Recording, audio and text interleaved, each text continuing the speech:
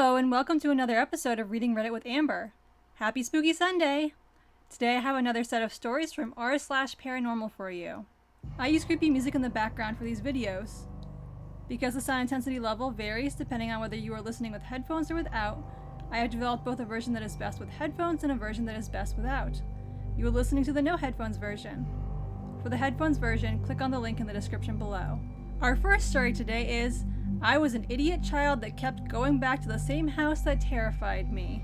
When I was little, probably around the age bracket of 10 to 14, I was pretty much living with my best friend Jackie at the time. We never left each other's side for more than a day, it felt like, and everyone at that point basically just thought we were sisters. Her mom was the best person I had ever met and still is, so I absolutely loved being at her house. That is, until I started experiencing the stuff there. Her mom used to tell us ghost stories before we went to sleep because we loved that stuff. By the time I was around 6, I was already watching Nightmare on Elm Street, if that gives you any indication how much I love anything horror related. Anyway, I never really thought much of her stories because I was young and who cares, right? Wrong. Jackie's mom knew that the house they lived in was for sure haunted, and I just figured the stories she was telling us were made up. Wrong again. Now, before I get into what Jackie's parents have experienced in that house, let me tell you what I have personally experienced. Hold on to your trousers because it's a frickin' doozy. At least I think it is. My first experience I remember was when I was sleeping at her house one night. Jackie's room was all the way at the very end of the hall, and if you kept her bedroom door open, you could see straight down the other end of the hall. Absolutely terrifying, regardless if the house was haunted, because who wants to see complete and total darkness of a hallway when you're sleeping? Well, apparently Jackie did because she slept with her door open every single night. Yay me. So, I'm fast asleep, probably dreaming about some weird stuff, when all of a sudden I wake up and automatically feel very off. I almost felt as if someone was watching me from somewhere in the frickin' bedroom. Jackie has an alarm clock on my side of the bed, so I look over to check the time, and of course, guess what time it is? 3 a.m. So, I lay there for a minute and try and calm my breathing, but something in my mind is telling me that I need to look down the hall. Did I want to look down that hall? Heck no! Did I end up looking down that hallway? Unfortunately. I sit up in the bed just a little bit and muster up the courage to finally look in this dark abyss, and what do I see? A frickin' figure that is darker than the pitch black darkness of that hallway, just standing there. Not moving. Not making any sound. Just a human shadow standing perfectly still, staring right into the bedroom where we are sleeping. And what do I do as a little kid? Put the blanket over my head like that is somehow gonna protect me from a freaking ghost? Regardless, I somehow fell back asleep because all I remember is waking up the next morning. Obviously that didn't stop me from coming over there when, hello, it should have. Encounter number 2. Another night of waking up at 3 a.m. This time, to a piano playing? Luckily, Jackie happened to wake up at the exact same time as me. Still kind of weird to this day. We both slowly sat up and sat there and listened to this piano playing that started off very softly at first. It almost sounded like it was miles away, but also in the same room. Minute after minute, this piano started to get louder. It sounded like it was coming from the bedroom, but also nowhere near us at the same time. At this point, we were pretty much holding each other for dear life because the music started to become almost deafening. Then, with no warning at all, bam! Nothing. The music completely stopped, and it was dead silent. You could hear a rat take a poo at that point in time. Then we hear it. Hello? Right in between our heads. Of course, we both screamed bloody murder and her mom had to check on us because we were both having a freaking panic attack. But once again, that didn't stop me from coming back over. Truthfully, I deserve these experiences because I was a dumb child to keep going back over. Encounter number 3, my final encounter. Me and Jackie were home alone because her mom and dad were at work. I think we were 13 at this time. Jackie's mom had engraved it in our heads that everything had to be turned off when we left the house for any reason. TVs, radios, computers, etc. So before we left the house to go play basketball in the driveway, we turned everything off per usual.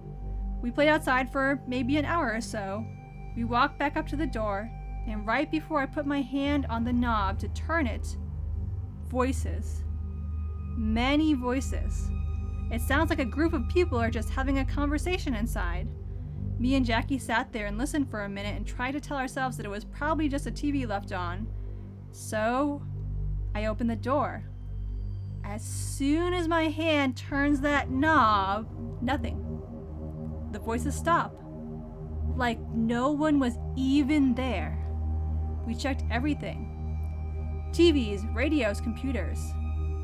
Everything was off. I know this is getting to be a long one, so I'll save you all the stories of Jackie's mom, but I will mention one of them that still scares me to this day. According to her mom, one night she was sleeping and was woken up by screaming. A woman was literally screaming, "Help me!" Jackie's mom said it was such a loud scream and a cry for help that it gave her chills. She immediately shot up out of bed and was checking through the whole house because she said it sounded like it was coming from every corner. She eventually went out to the backyard to check outside, and as soon as she opened the back door, you guessed it, nothing. Complete silence. The even weirder thing, her husband was sleeping right next to her. He never heard a thing. All in all, they ended up selling the house. Once the house was sold and the new owners had it for a few weeks, they actually ended up calling Jackie's mom and asked her if they had experienced anything weird in the house because they were having things happen. I still pass by the house sometimes and it sends chills down my spine. Knowing what I know now, and me also now being a 23-year-old adult with common sense, I would never and could never go back in that house. It's a hard no for me all day, every day. Thanks for letting me share this long story and share it somewhere where I know I'll be taken seriously, LOL. And then our last story for today is The House That Burned Down. I've always been a skeptic, but I drove through my old neighborhood and saw the overgrown plot of land and it made me think of this. I'm more than willing to admit my memories of these events could have grown a little fuzzy, but it still might be a thing you guys are interested in. Some weird stuff happened in my childhood home, and it's something I've never been able to explain. I'd always thought it was just my childhood imagination, until I remembered walking down the hallway to go take a leak and my parents were still in their bedroom and I heard my dad say, "Oh yeah, that old house was haunted." We'd been moved out of the house for about 10 years at that point. Anyway, let's start at the beginning. It was a ranch-style house with a garage and a basement. The basement was unfinished and gave off bad vibes. Maybe that's why it was unfinished. I remember walking down the hallway with the door close to the basement and feeling someone touching my shoulder. This was a recurring element, a feeling of being touched. Never in a threatening way, just like someone trying to get my attention. There were the knocking sounds. Oddly enough, I never heard them. But my dad would be reading bedtime stories to me and stop and ask, "Did you hear that?" And I'd always say no. I always thought he was just playing a prank on me until I heard the above conversation, and sometimes I knocked on my bed while he was reading to me to mess with him. My bedroom was, you guessed it, also above the creepy basement. This basement is huge. Another memory burned into my head is the time I was sitting in the living room, playing Super Nintendo, Legend of Zelda, and seeing a shadowy head peer around the corner at me. It peered from the kitchen. My mom was cooking lunch at the time, and I asked her if she saw something, and she said no. I should note the kitchen is above the creepy basement. Someone broke the window in the creepy basement. We never figured out who did it. We had a grand piano in the basement, so when I wanted to play the piano, I'd have to go down there. Oddly enough, when I actually played the piano, I wasn't near as creeped out. For a few years I took an extended break from living at that house because my parents were having problems, so I lived with my mom in a duplex. When we finally moved back in, I remember having the strangest dream I've had in my life. I woke up to the moon being right in front of my window, inches away. Now I recognize this one as possible being a dream, but I also remember my parents mentioning that they didn't appreciate me waking them up in the middle of the night to come check out my room, so I don't know. Maybe it was a weird sleepwalking, sleep paralysis dream within a dream thing. We lived there a few more years. I was in my teens at that point and remember less creepy stuff happening. But it finally came time to sell the house, and a family moved in. They had a young kid about 5 or 6. We'd get updates from our neighbors that the young kid was a troublemaker. Not normal troublemaker stuff either. Hurting animals, all that stuff. I felt bad for that family. We get an update a few years later that the youngest kid burned the house down. I don't know what happened to the family after that. I tried to do some research on the property, on the family who owned it before and after us, and was never able to find anything. Anyway, that's my creepy haunted house story. I hope you enjoyed today's video. If you did, consider giving it a like or letting me know in the comments. I post new videos twice a week, funny or outrageous ones on Wednesdays and spooky ones on Sundays. Thanks for watching, and have a great day.